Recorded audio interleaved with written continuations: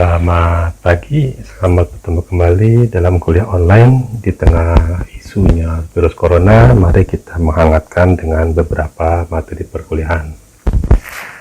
Pada hari ini kita akan membahas mengenai suatu grup yang berkecimpung cukup lama di bidang Government, Desk Management, and Compliance. Nama grup itu adalah OCEG dengan kepanjangannya adalah Open Compliance and Ethnic Group. Grup ini cukup lama, kita akan melihat bagaimana sejarahnya dan apa saja yang ditawarkan di dalam bidang Government, Desk Management, and Compliance atau GRC ini. OCG itu adalah suatu perusahaan non-profit yang membantu beberapa organisasi untuk meningkatkan kinerjanya. Kalau kita lihat di sini, di dalam slide ini, OCG itu memiliki beberapa panduan dan standar yang diberikan dan mereka fokus kepada bidang GRC. Proses standar seperti konsep-konsep kunci, komponen, dan terminologi. GRC sendiri juga memberikan standar teknik mengenai kunci sistem dan beberapa proses pengintegrasian. Mereka merupakan kumpulan dari beberapa pakar yang secara publik mereka memberikan jaminan kualitas, karena kita sudah tahu OCG ini terdiri dari 15.000 anggota 46 negara yang mewakili 66 dari keilmuan GRC. Indonesia juga termasuk karena beberapa bagian dari GRC ini sekarang sudah banyak dikembangkan khususnya di perbankan. Kalau kita lihat, OCG ini memberikan beberapa kriteria evaluasi dan beberapa matriks. Matrik itu adalah variabel kinerja. Jadi bagaimana kita bekerja. Mereka menceritakan bagaimana cara-cara mengevaluasi secara efektif kinerja-kinerja yang diberikan, kemudian bagaimana melaporkan, dan bagaimana panduan untuk memaparkannya. Beberapa tool dan teknologi yang sesuai juga mereka berikan sebagai alat-alat untuk benchmark atau perbandingan. Beberapa bidang komunitas juga mereka memiliki yang terdiri dari siapa saja dan yang membantu. Jadi mereka membantu membuat panduan misalkan mengenai cara-cara untuk guidance, panduan untuk berkembang suatu perusahaan, menciptakan GRC, kemudian tool untuk memonitoringnya. Mereka juga berkolaborasi dengan banyak perusahaan profesional. Beberapa perusahaan audit yang terkenal di dunia itu mereka seperti KPMG, Deloitte, PricewaterhouseCoopers itu salah satu anggotanya. Kita akan lihat integrasi dari disiplin penilmu ini merupakan misi bagi OCG. Misi OCG ini membawa bersama-sama disiplin ilmu dan profesional yang mengkolaborasikan semua misi untuk meningkatkan, memperbaiki praktek-praktek dari GRC di suatu perusahaan. Mereka mencakup bidang tata kelola, government, bidang manajemen risiko, compliance dan manajemen legal, manajemen sumber daya manusia, manajemen perubahan, ethnic management atau ethical management. Kemudian juga mereka memberikan beberapa misi mengenai internal audit, keamanan, manajemen kualitas, project management, pokoknya banyak. Ini merupakan semua yang dikerjakan di sebuah perusahaan. Jika kita lihat, komponen misinya itu adalah komponen yang tidak lepas dari setiap perusahaan. OCG memberikan satu model yang diberi nama dengan OCG GRC Capability Model. Model ini terdiri dari beberapa bagian, yaitu bagian monitoring and measurement, bagian respond and resolve, bagian detect and discern, kemudian prevent and promote, assess and align. Kemudian ada bagian organization and oversee, bagian content and culture, dan bagian inform and integrate. Lingkaran cincin ini menggambarkan bahwa Bagian yang di paling tengah itu merupakan bagian yang paling penting yang harus kita kedepankan. Kemudian lingkaran yang kedua itu merupakan langkah-langkah dalam tahapan kedua, dan lingkaran yang ketiga ini akan membentuk suatu budaya kerja. Jika semua lingkaran dalam dan lingkaran kedua ini sudah terpenuhi, maka akan terjadi budaya kerja yang menghasilkan best practice. Apa itu best practice dalam GRC? Berarti suatu strategi yang jika dilakukan itu akan menghasilkan hal yang sama. Melihat dari bagian-bagian disebut, nanti kita akan menjelaskan bagian-bagian, tentunya tidak semua. Kita akan menjelaskan bagian-bagian yang penting saja. Ya. Yang pertama kita lanjutkan mengenai capability, context, and culture element dengan kode ya C di dalam model capability. Salah satunya di sini ada 4C, yaitu satu external business content yang membahas mengenai tata strategi bisnis yang berhubungan dengan stakeholder. Internal business content itu mengenai tata kelola dan bisnis yang berhubungan dengan memproduksi value kalau dalam informasi. Ketiga mengenai culture. Keempat mengenai value and objective, yaitu yang berbicara bagaimana menetapkan sasaran-sasaran dan informasi yang penting yang ditawarkan kepada customer. Model capability ini mendivisikan beberapa sub elemen. Contohnya untuk C3, kita pilih C3 saja mengenai budaya. Itu ada beberapa sub elemen, misalkan elemen mengenai analysis ethical culture, yaitu budaya, bagaimana kita menganalisis bagaimana budaya kerja harusnya kita kerjakan. Ethical leadership, bagaimana budaya kepemimpinan yang harus diterapkan dalam suatu perusahaan untuk meningkatkan tingkat kepatuhan dalam GRC. Kemudian ada juga analis risk culture, yaitu budaya untuk menganalisis risiko. Jadi risiko itu bukan sesuatu hal-hal yang suatu waktu, tapi menjadi suatu hal yang biasa, menjadi suatu budaya dalam suatu perusahaan. Yang keempat adalah analysis board involvement, yaitu keterlibatan dari dewan direksi dalam menentukan strategi, karena mereka kan punya kepentingan. Kita harus menganalisis apa sih sebetulnya yang mereka inginkan, dan kita harus mengikuti sasaran dan arahan dari dewan direksi. Yang kelima adalah analisis government culture and management style, yaitu kita melihat bagaimana style budaya dari tata kelola dalam suatu perusahaan. Setiap perusahaan tentunya akan memiliki budaya kerja yang berbeda dan manajemen yang berbeda. Ini dapat kita copy untuk diterapkan di perusahaan lain, kita dapat tiru. Itu merupakan cara salah satu dalam GRC. Yang keenam adalah mengenai analisis workforce engagement, itu bagaimana caranya kita untuk melakukan suatu kerjasama dengan pihak-pihak luar. Jadi dalam hal ini jangan sampai klien yang sudah lama itu kita tinggalkan, klien baru saja yang kita kejar. Ini kita harus tahu bagaimana cara kita terus-menerus membina kekeluargaan, membina lingkungan yang baik terhadap stakeholder kita. Kemudian kita lihat juga model berikutnya, komponen berikutnya adalah capability organize and oversee element. Di sini kita pilih beberapa, yaitu dengan singkatan O, yaitu O1 mengenai outcome and commitment. Itu mendefinisikan bagaimana cakupan dalam GRC dalam satu sistem, kemudian mendefinisikan bagaimana style atau tujuan dari GRC yang ingin dikejar, gaya mana atau strategi mana yang akan dikejar. Kemudian di sini ada obtain komitmen, bagaimana kita membina komitmen, membina kebijakan supaya sistem GRC ini dapat dikerjakan sesuai dengan visi misinya.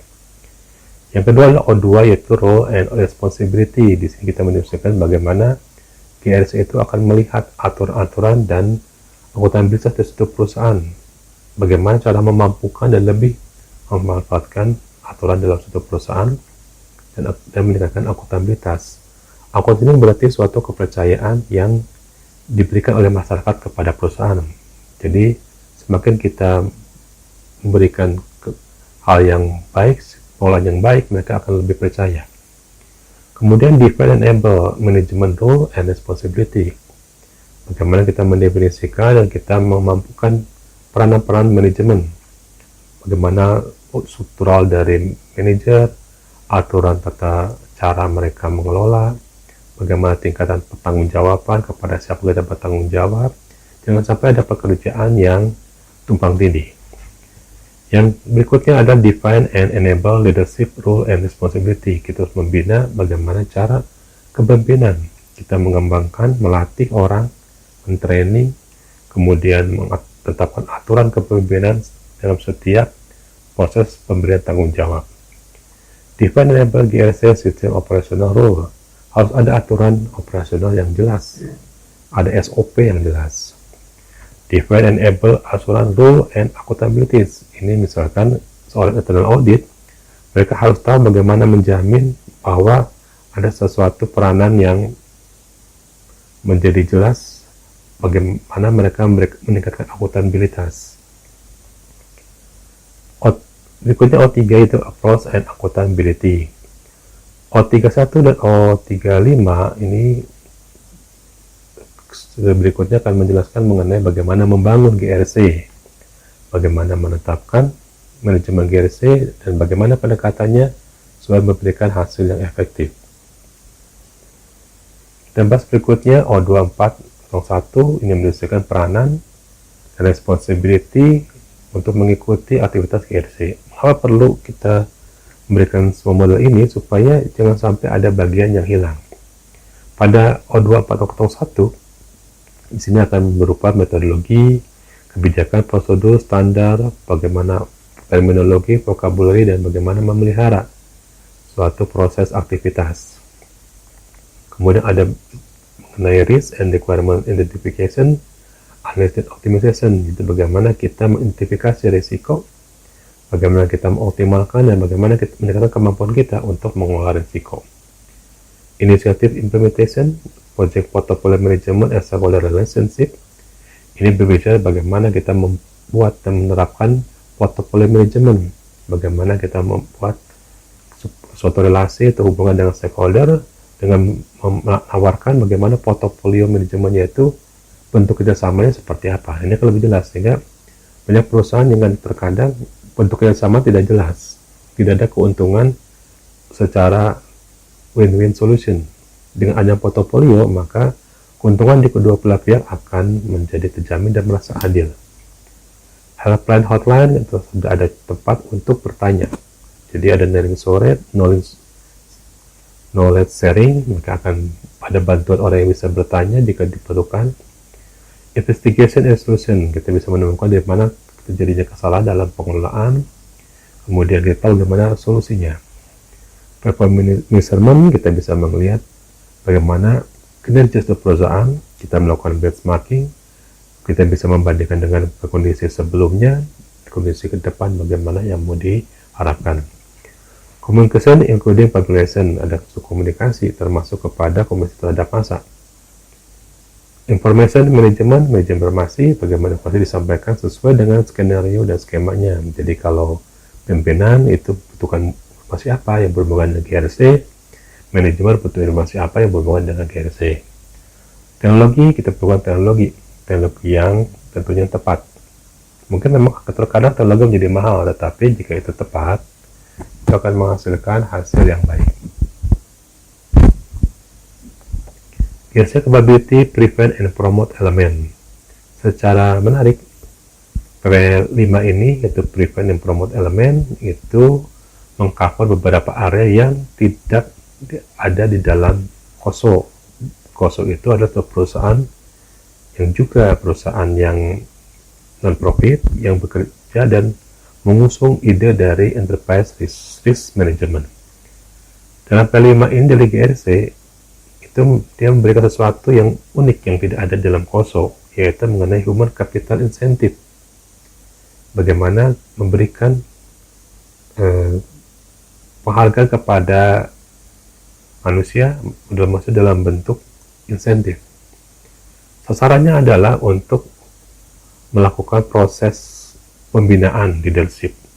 Ada suatu etika yang membina leadership, yang kemudian ada cara untuk mengembangkan bagaimana caranya kita mengevaluasi dan kita mempromosi seseorang dan berikan berikutnya mengenai pengembangan kompensasi, rencana pengembangan kompensasi yang memperhatikan ekspektasi yang ada dan pengembangan mengenai program reward. Kalau kita melihat di dalam OCIG, itu ada Dewan Teknologi, yaitu mereka yang melakukan dan menolong bagaimana caranya membuat strategi, bagaimana membuat operasional dan beberapa isu teknik. Dewan Teknologi ini secara personal mereka yang secara langsung berkecimpung di bidang teknologi informasi. Misalkan mereka ada orang-orang yang bekerja di bidang IT governance, tata kelola IT, manajemen risiko, compliance, dan sebagaimana manajemen etik lainnya. Anggota dari Dewan Teknologi ini mereka adalah orang-orang yang secara spesial fokusnya kepada arsitektur teknologi dari GRC, standar-standar GRC, beberapa tool yang dapat diimplementasikan.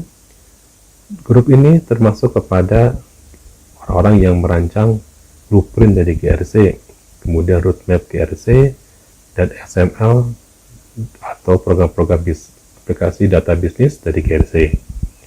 Secara keseluruhan, Dewan ini merupakan seperempatnya adalah orang-orang yang mereview bagaimana perkembangan individual dari grup-grup yang tergabung di dalam GRC. Mereka mendiskusikan bagaimana isu-isu profesional mengenai GRC, mengidentifikasi bagaimana teknologi GRC yang harus diselaraskan di dalam OCIG.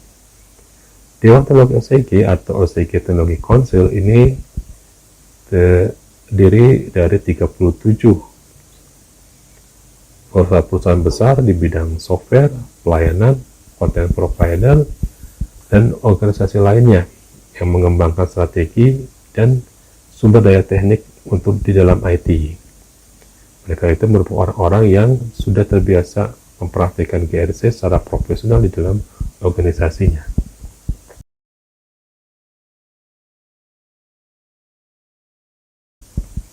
Sebagai contohnya kita lihat di sini mungkin ada yang dapat kita kenali yang ada di Indonesia. Misalkan Deloitte, kemudian Ernst & Young, Great Thomson, kemudian PriceCoopers, Oracle yang merupakan grup-grup yang biasa bekerja sebagai audit di Indonesia, sudah cukup terkenal. Di situ juga ada beberapa perusahaan software, Samsung, Microsoft di sini, McAfee, kemudian perusahaan komputer, dan cukup banyak yang menjadi Dewan Teknologi di dalam OCIG. Jadi jangan khawatir, kalau OCIG ini tetap memantau terus bagaimana perkembangan memanfaatkan tata kelola, risk management, dan compliance dalam suatu perusahaan. Model integrasi yang diberikan oleh Dewan Teknologi ini dikenal dengan nama Integrated Technology Model. Diawali dengan suatu basis dasar yaitu teknologi infrastruktur. Teknologi infrastruktur ini diidentifikasikan bagaimana mengolah database, keamanan security, kemudian berkembang melalui suatu isu yaitu AT delivery, bagaimana menyampaikan informasi dengan baik, aplikasi apa yang dibutuhkan, kemudian bagaimana core aplikasi atau aplikasi inti dari GRC yang membantu bisnis. Ini merupakan fungsi secara organisasi. Misalkan di sini ada beberapa proses untuk meningkatkan, ada business intelligence, business process management, ada learning management system, ada terus research management, cukup banyak yang terlibat di sini. Secara berikutnya, ada beberapa persyaratan dalam GRC yang menjadi untuk masuk ke dalam zona yang ini. Di sini merupakan persyaratan dari bisnis, yang ini merupakan persyaratan dari IoT, yang persyaratan bisnis yang mencari profit, yang memiliki daya saing. Sehingga jika dipenuhi, maka kita akan bisa mengikuti aplikasi proses industri dan persyaratan dari industri yang spesifik. Sini akan terlibat beberapa spesialis konten dalam internal dan eksternal. Misalkan ada biro hukum, konsultan, departemen staff, ada data manager yang sengaja harus memantau bagian ini. Sedangkan di bagian yang mengenai industri dan requirement, di situ ada peranan dari application konteks. Misalkan ada proses-proses compliance yang harus dilakukan dan dilaporkan, Di sini ada manajemen risiko, ada peliharaan kualitas, audit, ada legal, itu bagian kerjasama atau MOU-nya, kontrak kerja. Semua ini harus dikerjakan mulai dari awal sampai bagian yang paling atas. Yang ini banyak berhubungan dengan industri, yang ini merupakan bagian dari orang IT. Orang IT akan menyokong bagian yang ada di atas ini. Salah satu program manajemen proses yang terkenal adalah SPRL. SPRL merupakan bahasa pemrograman yang diciptakan oleh OCG untuk mempertuakan data bisnis di antara perusahaan yang datanya itu adalah interoperability. OCG memberikan beberapa inisiatif untuk memberikan visi bagaimana cara supaya teknologi konsil ini bisa menerapkan suatu pertukaran data di antara perusahaan-perusahaan tanpa terbatas kepada jenis aplikasinya yang dikenal dengan X-Business Era Language. Oke, ada pertanyaan? Jika ada pertanyaan, silakan tuliskan di bagian kolom komen. Mungkin sebagai latihan, silakan cari apa itu singkatan dari SPRL, kemudian bentuknya seperti apa. Itu akan membantu sangat banyak. Terima kasih atas perhatiannya.